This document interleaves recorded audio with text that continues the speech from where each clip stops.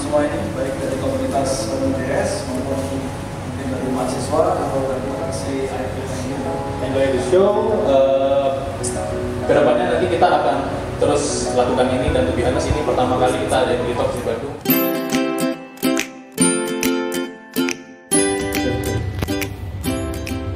Selamat malam semua.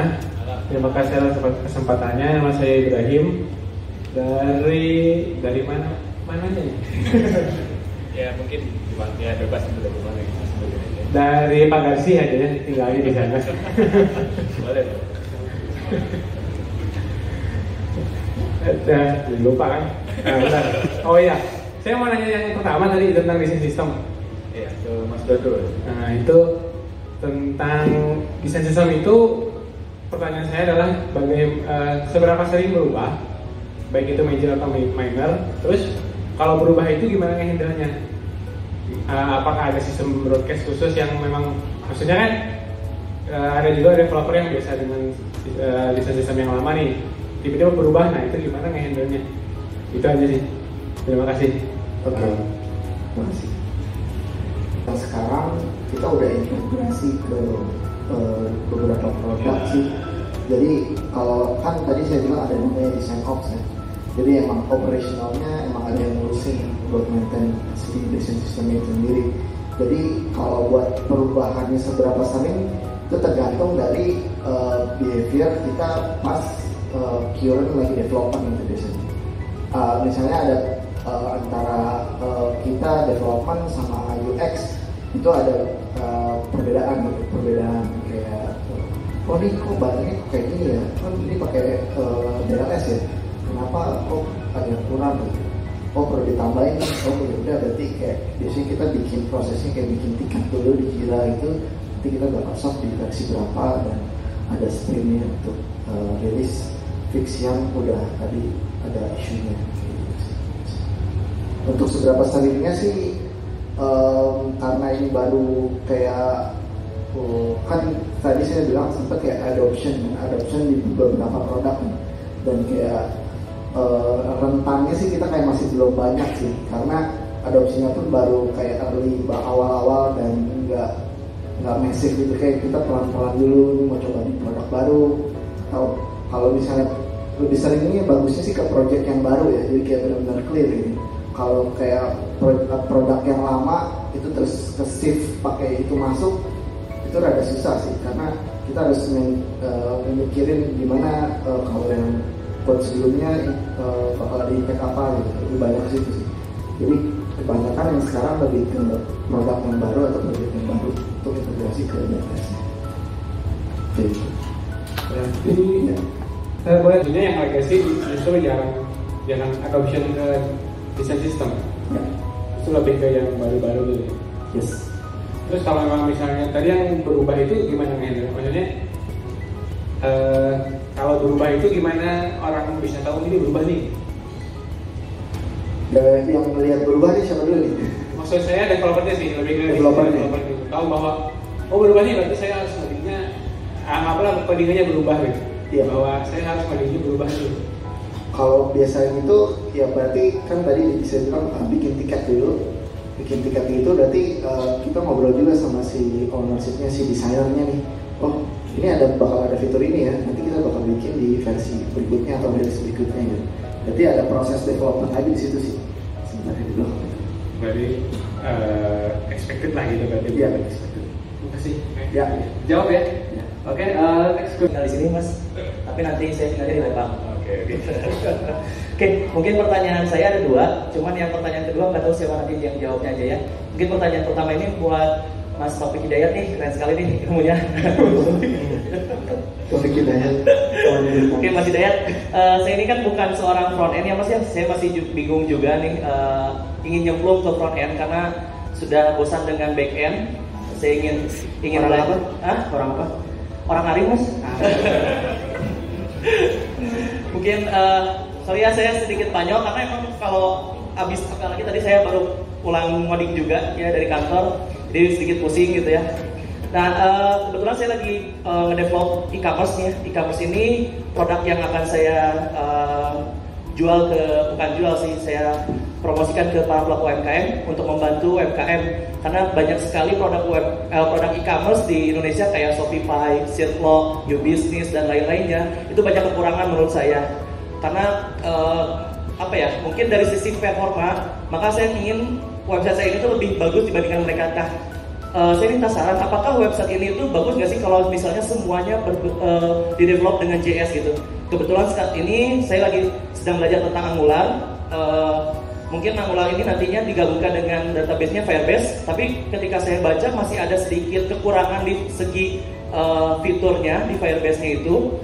Nah, mungkin dari Mas sendiri ada saran nggak sih untuk biar si website ini tuh performanya bagus? Karena saya pernah bikin website toko online juga. Itu tidak menggunakan, maksudnya tidak full JS gitu ya, pakai PHP, pakai CI, itu bisa terbuka dalam waktu 3 detik gitu, tidak lebih dari 5 detik. Tapi itu tidak menggunakan, tadi kalau saya lihat ada lazy load gitu ya. Kalau saya sih menggunakan VPS gitu biar lebih cepat aksesnya, mungkin itu. Jadi saya kayaknya pakai VPS gitu agar diakses lebih cepat, terus pakai CDN yang berbayar gitu, Cloudflare yang berbayar gitu. Jadi ketika saya sudah pakai itu ternyata aksesnya lebih cepat dibandingkan share hosting gitu. Nah, apakah itu tuh hostingnya ngaruh atau enggak? Itu yang pertama. Terus apakah juga bagus atau enggak kalau misalnya pakai full JS? Itu yang pertanyaan pertama tentang website e-commerce. Terus yang pertanyaan kedua, saya sih ingin nanya aja. Ini saya baru sadar gitu ya ketika saya buka aplikasi Blibli yang mobile apps sama ketika saya buka website Blibli lewat mobile. Ternyata tampilannya ada beberapa yang miss kalau saya lihat, seperti misalnya kalau di websitenya Blibli, di feature partnersnya, itu icon si bank itu bagus gitu ya, nggak pecah. Sedangkan ketika saya di mobile apps, di appsnya, itu tampilannya jadi gitu, jelek gitu ya. Jadi si logonya tuh ada yang pecah, ada yang nggak kelihatan gitu. Dan ya intinya itu ada. Nggak udah siapa aja yang bisa menjawab gitu dari ketiga materi ini. Jadi ada sedikit tampilan yang bagus di website dan ada tampilan yang bagus di mobile apps. Kenapa nggak diiniin lagi gitu? Itu saja sih dari saya. Terima kasih. Wassalamualaikum warahmatullahi wabarakatuh. Ya terima kasih. Nama siapa? Fadil. Fadil. Selamat ya dapat tas cantik. Baik lagi soal tadi ya. Gimana kalau full Node.js ya? Sebenarnya sih kesalahannya bukan di sistemnya atau bahasanya pakai apa ya, orangnya aja. Mau pakai bahasa apapun, kalau orangnya salah ya salah sih. Mendingan sih, pertama sih text packnya dulu, oke tentuin. Terus bikinnya per layer, dalam pengertian gimana supaya tiap layer itu bisa dites. Misalnya pertama kan ngomongin backend, performa kan nggak cuma masalah tampil ke layar, terus juga HTML doang nggak, tapi gimana datanya itu langsung cepet nyampe ke kita ya. Nah, jadi saran saya sih dari sisi text setnya dulu yang penting jadi mau pakai bahasa apa, yang penting layernya sama. Saran saya pakai SPA, karena itu bakal ngebedain banget sisi cara kita ngetesnya, cara kita developnya, cara kita ngatur performanya. Jadi kalau pakai SPA itu artinya halaman bakal loading duluan, HTML biasa, kita bisa tuning di situ. Jadi tanggung jawabnya bakal di layer situ, layer UI, presentation layer lah ibaratnya. Terus datanya lewat API, udah pasti. Artinya API-nya bisa kita tuning juga nanti. Berapa kali request, terus performanya gimana. Soalnya pengalaman dari yang sebelumnya, website Blibli yang seperti render tuh cost-nya gede banget. Berapa puluh giga itu cuma bisa saving kayak 10.000 gitu dalam satu waktu gitu. Dan itu kayak nggak worth it gitu. Jadi artinya pemilihan text pack-nya dulu sih, jadi kayak maksudnya per layer bikinnya gimana, desainnya gimana, pakai yang teknologi terbaru aja ibaratnya. Kalau mau pakai yang JS ya. Terus saya sendiri nggak terlalu ngikutin yang sekarang teknologi yang backend. Yang saya ngerti cuma Express ya, masih Express, terus pakai apalah itu, nggak tahu juga. Dulu develop pakai Express, pakai MongoDB. Dan itu aja sih. Kalau Angular saya saran jauhin aja. Ya saran saya boleh ikuti boleh ya. Anaknya dikodingin sih. Dia pakai Vue aja. Dengar-dengar tetangga sebelah malah migrasi semua ke Vue. Tetangga yang mana nih? Jadi kalau bisa sih cari sistem yang nggak tahu ya, Vue sih sekarang lagi naik daun sih. Mungkin besok ada lagi yang baru ya. Agak tahu. Dari ngomongin Firebase segala macam, database intinya testable lah. Gimana supaya sistem itu testable dan bisa kita dari sisi responsibility concernnya itu bisa bisa. Jangan sampai pas kita tes UI itu terkait sama semua backend kayak gitu, itu nggak akan bisa. Nah, kalau pooling juga soal microservice itu juga ada partisi juga, itu lebih enak lagi modelnya. Jadi kita concernnya cuma di satu modul aja, satu page, itu kita nanti kayak gitu. Ada lagi, udah. Jadi intinya jauhi Angular. Terus soal halaman web itu hancur, ya saya akui saya salah ya. Dosa lama masih. Jadi nanti tunggu launchingnya dalam waktu dekat kita rombak semua. Jadi harusnya lebih cepat sih. Dan tampilannya memang bakal disinkronin. Jadi DLS kan inisiatif yang saya itu perlu waktu buat penyebaran ya. Jadi dalam waktu dekat kita bakal launching yang beneran full DLS dan itu bakal sama antara experience-nya antara mobile sama apps ya, sama mobile web sama mobile apps. Sebenarnya sih impian saya itu ganti mobile apps jadi web pakai Vue. Pengennya gitu sih, cuman banyak hambatan dari orang apps ya. Gak ada yang setuju mas saya. Oke ya. Impian saya terbesar itu nanti bakal ada satu produk dari Vue juga yang bakal pakai fully web. Kalau PWA ya, bakal fully installable. Nah itu akhirnya minimal pelan-pelan ya kita kuasai lah apps-nya. Udah tambahan tuh? Udah ya. Jadi lagi jawab gak? Atau ada yang mau yang lain? Udah menjawab ya? Ya, tadi di depan ada. Selamat. Kasih kalau ini aja yang pasnya. Jadi saya mau poin yang service worker itu sebelumnya sebelum terlalu dalam di service worker itu ya loadingnya oke aja sih 4-5 second lah ya. Tapi terlalu banyak saya register di service worker, perform jadi nurun gitu lah. Nah kalau di Blade itu manajemen service worker kan seperti apa mas? Itu aja sih simpelnya. Service worker ya. Pakai modul nggak namanya workbox? Pakai. Iya. Jadi baik lagi ini bukan salah service worker, salah orangnya. Saya nggak bisa nebak sih ya salahnya di mana. Maksudnya saya bukan dukun gitu ya. Nggak ngerti juga sih. Harusnya sih lebih cepat ya. Tapi dugaan saya sebentar ya, karena nggak ada chunking. Ngecas dari service worker. Tapi untuk yang first nih yang datang nih, dia kan belum ngecas nih. Kok lambat gitu jadinya. Kalau di Amerika ditinggalin tuh 6 detik mas. Bisa juga strateginya salah sih. Strateginya itu ada cache first, ada network only gitu kan. Bagaimana ya? Saya juga udah bingung sih. Kalau di Vue sendiri tadi chunking. Jadi penyakit ada sistem lain kita yang itu belum pakai chunking.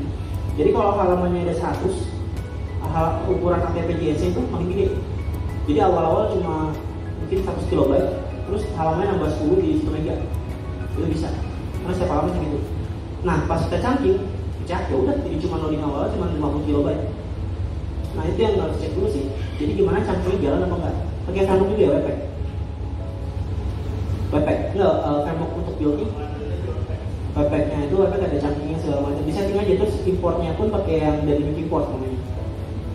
Nah, kalau mau tahu lebih jauh, masuk video. Again. Jujur saya nggak bisa lihat detail ya, karena saya nggak tahu code-nya.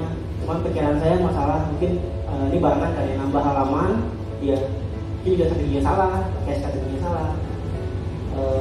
Halaman nambah, terus pas barengan sama nambah sesuatu apa? Sebenarnya nggak nambah masalah, soalnya di background layer downloadnya. Ada pre-cache list juga kan ya? Pre-cache list juga, itu nggak bakal ganggu network. Itu juga bakalan loading setelah halamannya render.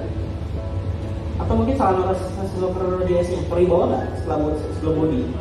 Itu juga mungkin ngaruh. Komponen JS pergi bawah. Jadi semua dicek, banyak banget cek sih. Mungkin udah.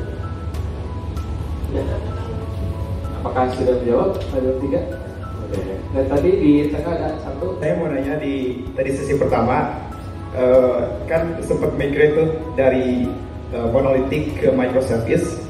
Itu butuh berapa lama gitu buat optimal dari monolitik ke microservice biar ya seoptimal mungkin gitu. Itu effortnya gimana. Terus saya nggak setuju sih tadi yang jauh Angular. Saya di tim Angular. Iya. Jadi FYI aja, Angular itu sekarang mau rilis ke Angular 8. Dia punya Bazel dan juga Ivy Render. Itu jauh performance-nya, mau converting sama React gitu. Ya, Angular next level sih, mau ke converting React. Jadi ayo migrate ke Angular. Oke, itu aja semuanya. Terima kasih.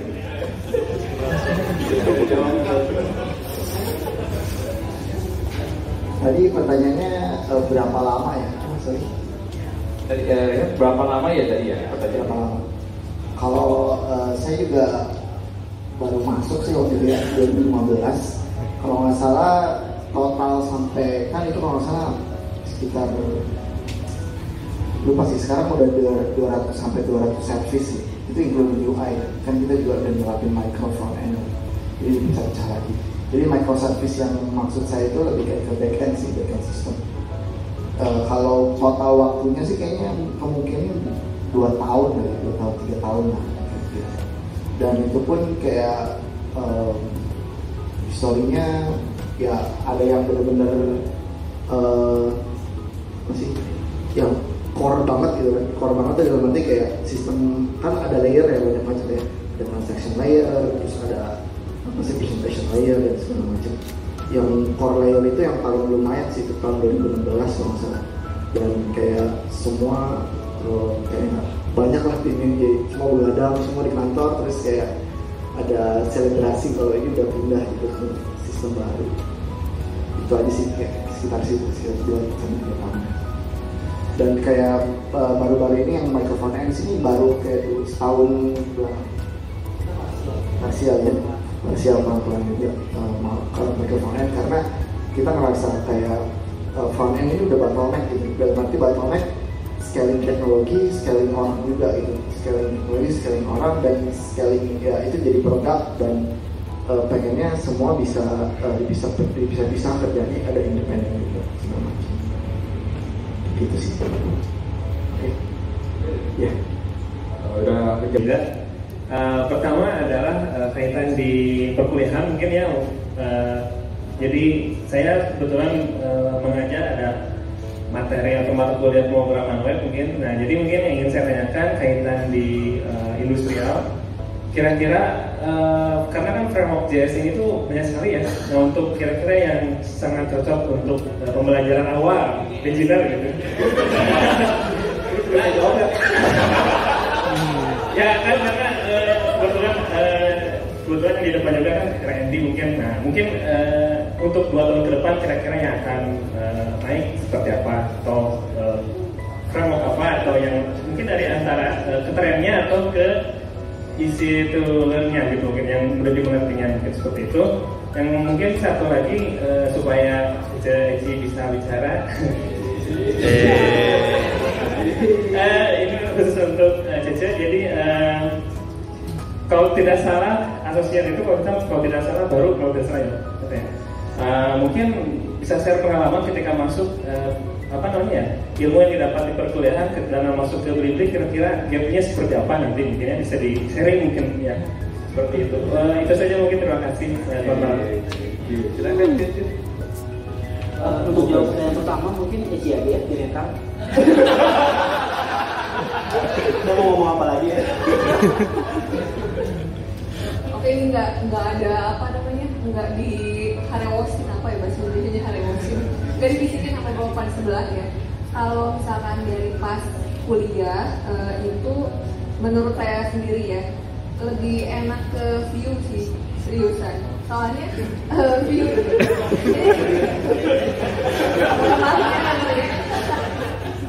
jadi pas sudah awal-awal keluar dari kuliah itu masuk ke industri dikasihnya React nih, jujur bingung kalau misalkan pertama kali di JS mau nyobain frameworknya belajar React kayak jelimet banget di otak gitu. Nah sedangkan yang Vue ini lebih apa ya, sintaknya kayak jQuery like gitu ya, jadi gampang dipahamin sama apa ya, orang yang baru nyobain kayak gitu. Terus yang pertanyaan kedua tadi yang asosiat itu pengalaman waktu gapnya gimana dari kuliah sama di industri gitu kebutuhannya. Oke. Jadi pas pertama jadi dulu pas kuliah itu saya ngambilnya emang kebetulan lebih condong ke front end. Nah, kebanyakan yang kita pelajarin waktu di kuliah itu kan fundamentalnya aja nih, nggak yang sampai dalam-dalam banget. Tapi emang apa ya, semua yang kita pelajarin di kuliah itu pas lagi di industrinya malah jadi lebih dalam lagi dan lebih spesifik lagi.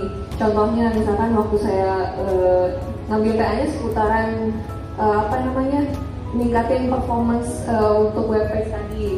Nah pas lagi di industri itu ya emang aktualnya kayak gitu. Emang cara-cara yang kita pelajarin itu emang benar-benar dipakai gitu. Gapnya sama sekali.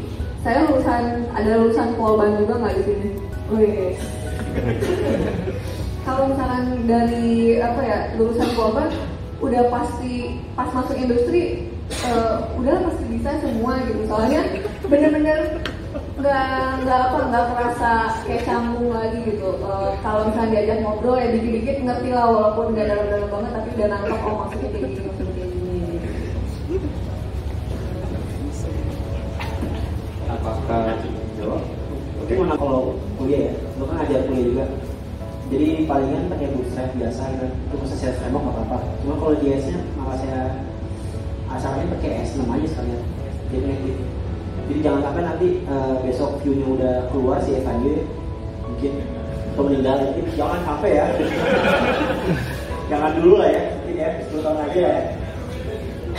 Ya, kok jahat ya. Orang yang Google jahat ini ya. Google collapse tuh. Ya suatu saat ganti framework kan, ada yang bilang framework JS tuh kayak susu basi ya. Maksudnya lebih cepat framework JS ganti daripada susu basi. Jadi susu kayak 4 minggu dan framework JS tuh kayak 2 minggu gitu ya. Ganti baru. Bahkan yang Google aja nggak tahu sekarang kasih berapa kapan ya. Saya pikir masih 2 loh. 2,5 gitu. Jadi beliau basic aja kasih tahu dan ajarin soal Ajax. Jadi kayak interview itu saya nanya basic kayak tahu Ajax loh, terus tahu sih ya sepak bola ya gitu. Jadi hal-hal yang asing itu asynchronous work itu mereka nggak tahu apa.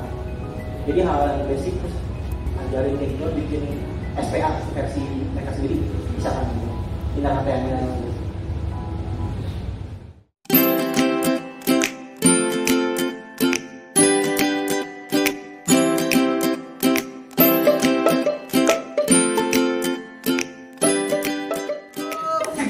Apa nih?